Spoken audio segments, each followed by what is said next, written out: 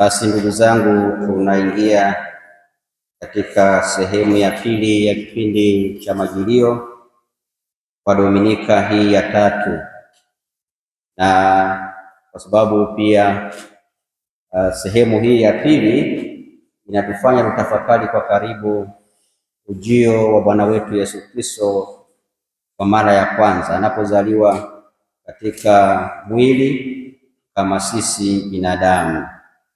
Dominika hizo mbili za kwanza, ya kwanza na ya pili, pamoja na kuwa tuna dhana ya ujio wa Bwana wetu Yesu Kristo mara ya kwanza, lakini likiwa vitutafakarisha zaidi kwamba pamoja na maandalizi hayo tujue tunaungana na wana wa Israeli sisi pia katika kutazamia ujio wake wa pili. Sasa Dominika ya leo inatuingiza taratibu katika kutafakari fumbo hilo la umwilisho lilivyofanyika, na kwamba sasa furaha ya mwanadamu inarejea iliyopotea kwa kitambo. Na ndiyo maana Dominika ya leo tunaita Dominika ya furaha, kwa sababu sasa Kristo yu karibu kuzaliwa kwetu. Dominika ya leo kupitia wimbo wa mwanzo tumealikwa sote kuwa watu wa furaha, kwa maneno haya kwamba furahini katika Bwana siku zote. Tena anasema furahini, gaudete in Domino sempre iterum dico gaudete. Furaha ndiyo dhamira kuu ya leo, kwa sababu Bwana yu karibu. Filipi sura ya 4 aya ya 4 hadi ya 5. Kama tunavyoelezwa pia katika somo la pili la waraka kwa Yakobo, anaeleza nikisema, ndugu, vumilieni hata kuja kwake Bwana. Tazama, mkulima hungoja mazao ya nchi yaliyo ya thamani, vumilia kwa ajili yake hata yatakapopata mvua ya kwanza na ya mwisho. Nanyi vumilieni, mthibitishe mioyo yenu, kwa maana kuja kwake Bwana kunakaribia. Waraka wa Yakobo sura ya 5 aya ya 7 hadi 8. Sasa tunajiuliza, kwa nini ni lazima kufurahi? Mtume Paulo katika waraka wa kwanza kwa Tesalonike anatualika pia kufurahi. Tena yeye anasema furahini siku zote. Waraka wa kwanza wa Mtume Paulo kwa Tesalonike sura ya 5 aya ya 16. Kwa sababu kuja kwake Bwana wetu Yesu Kristo ndiyo utimilifu wa ahadi ya Mwenyezi Mungu ya kutukomboa utumwani na taabuni na kuturejeshea furaha, amani na uhuru vilivyopotea, kama asemavyo Nabii Isaya katika somo la kwanza. Waambieni walio na moyo wa hofu, jipeni moyo, msiogope. Tazama, Mungu wenu atakuja na kisasi, na malipo ya Mungu atakuja na kuwaokoa ninyi. Ndipo macho ya vipofu yatakapofumbuliwa na masikio ya viziwi yatazibuliwa. Ndipo mtu aliye kilema atarukaruka kama kulungu, na ulimi wake aliye bubu utaimba. Na hao waliokombolewa na Bwana watarudi, watafika Sayuni wakiimba, na furaha ya milele itakuwa juu ya vichwa vyao, nao watapata kicheko na furaha, huzuni na kuugua zitakimbia. Isaya sura ya 35 aya ya 4 hadi ya 6 na aya ya 10. Jibu linalotolewa na Yesu kwa swali la Yohane Mbatizaji katika Injili ya leo kwamba vipofu wanapata kuona, viwete wanakwenda, wenye ukoma wanatakaswa, viziwi wanasikia, wafu wanafufuliwa, maskini wanahubiriwa habari njema ya matumaini, ndilo linalosadifu na kudhihirisha hasa utimilifu wa unabii wa Nabii Isaya katika somo letu la kwanza. Injili ya leo inatuambia, tazama, mimi namtuma mjumbe wangu mbele ya uso wako, atakayetengeneza njia yako mbele yako. Naam, nawaambieni, hajaondokea mtu katika uzao wa wanawake aliye mkuu kuliko Yohane Mbatizaji, lakini aliye mdogo katika ufalme wa mbinguni ni mkuu kuliko yeye. Na hivyo mtazamo wa Yesu ni tofauti kidogo na mtazamo wa Yohane Mbatizaji ambaye ndiye mtangulizi wake. Anasema Padre Joseph Donders aliyekuwa mlezi wa vijana chuo kikuu cha Nairobi kwamba Yohane aliomboleza, Yesu alifurahi. Yohane aliimba wimbo wa mazishi, Yesu aliimba ubeti wa haleluya. Yohane alikataa kula mkate, Yesu alimega mkate.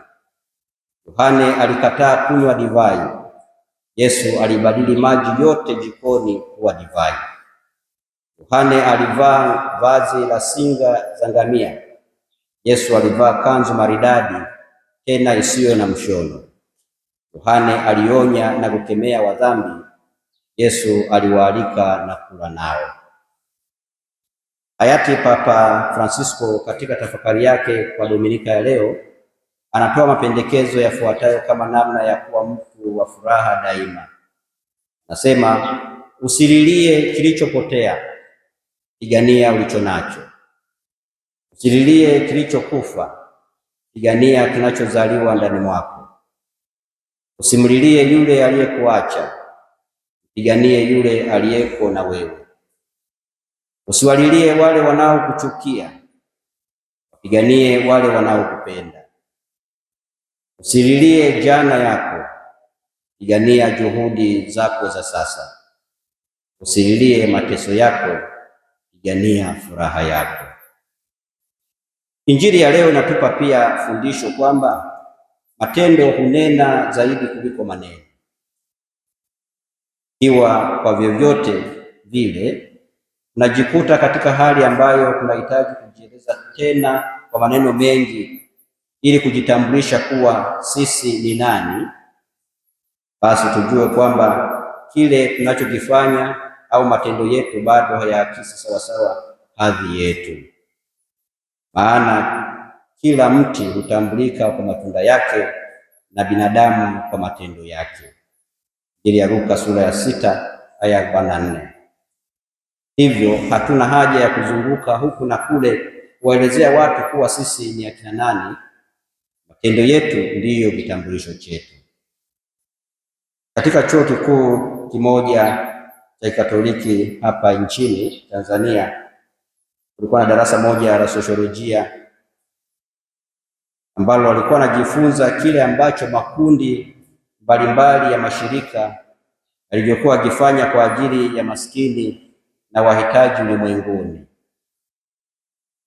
Profesa akamwambia mmoja wa wanafunzi wake aandike kazi ya kitafiti juu ya mada msaada ulimwenguni. Ingawa mwanafunzi huyo hakuwa Mkatoliki, alikwenda akamuuliza padri aliyekuwa chaplain katika chuo hicho ni nini ambacho kanisa Katoliki lilikuwa likifanya kwa ajili ya maskini au wahitaji, yaani yatima, wajane, walemavu, wagonjwa, wazee, wasio na chakula, wasio na mavazi na wasio na malazi ulimwenguni. Mwanafunzi huyu alishikwa na mshangao mkubwa baada ya padre yule kumuonesha michoro na picha na takwimu za mashirika na vyama vya kitume vya Katoliki jinsi vinavyofanya utume huo wa upendo katika maeneo mengi humu nchini Tanzania. Kisha padre yule akaonesha na kueleza juu ya mtandao wa misheni za Katoliki ulimwenguni kote. Maelfu ya waamini walei, watawa wa kike na wa kiume, pamoja na mapadre wanaofanya utume adhimu miongoni mwa watu wa tabaka zote na imani zote kila mahali ulimwenguni. Macho na akili ya mwanafunzi yule vikafunguliwa zaidi na zaidi. Maye mwanafunzi yule akasikika akisema, sijawahi kuwa na wazo lolote la haya yote. Sasa mbona nyie Wakatoliki hamtuambii kuhusu utume huu mnaofanya duniani kote hivi? Kweli naweza kujibu kama Yesu alivyokuja kuulizwa, je, wewe ndiye yule au tumtazamie mwingine? Yesu hasemi kwamba mimi ndiye au la, isipokuwa anamweleza mkamweleze mnachokiona na kukisikia. Ukweli wa kusikitisha ni kwamba hata Wakatoliki wengi hawajui kiwango hicho kikubwa cha utume huu wa hisani au upendo unaofanywa na familia ya Mungu iliyoanzishwa na Kristo.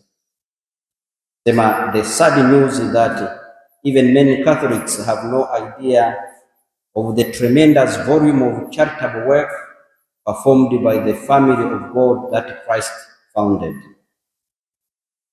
Injili ya leo inatueleza kuwa Yohane Mbatizaji akiwa gerezani aliposikia matendo ya Yesu, alituma wanafunzi wake kumuuliza kama yeye alikuwa ndiye yule ajaye, the promised redeemer, au waendelee kumtazamia mwingine. Yesu alijibu akawaambia, nendeni mkamweleze Yohane mnayoyasikia na kuyaona. Vipofu wanapata kuona, viwete wanakwenda, wenye ukoma wanatakaswa, viziwi wanasikia, wafu wanafufuliwa, na maskini wanahubiriwa habari njema.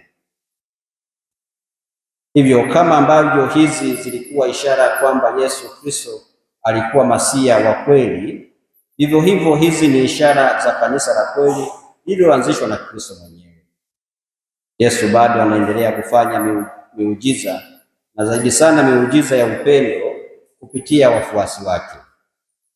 Sisi Wakatoliki kwa namna ya pekee tunahitaji kujua zaidi kuhusu kile ambacho kanisa letu linafanya kwa ajili ya wahitaji ulimwenguni, sio kwa ajili ya kujisifu, sio kwa ajili ya kujisikia kwamba tumefanya vya kutosha, bali kutambua kwamba ukarimu huu ni alama ya Kristo na kwa hakika ni alama ya kanisa lake.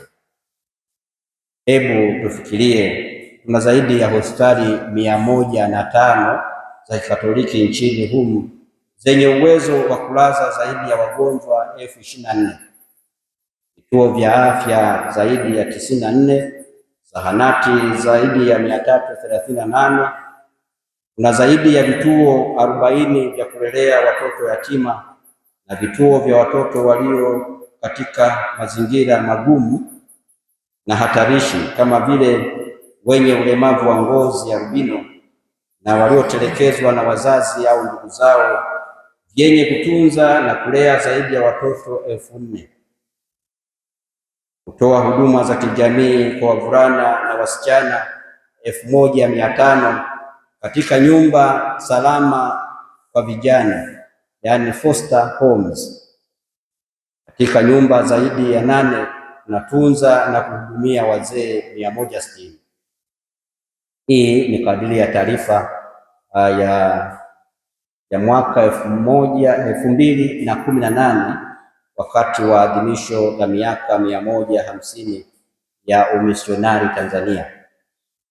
Zaidi ya vikundi 18 vya hisani kama vile shirika la Mtakatifu Vicenti wa Paulo, Mama Teresa wa Calcutta, Don Luigi Guanera, Don Bosco, Don Giuseppe Benedetto Cotolengo, San Filippo Neri, San Egidio na kadhalika, kusaidia idadi isiyohesabika ya wahitaji, yaani watoto wa mitaani, wagonjwa, vipofu, viziwi na wenye utindio, yani retarded.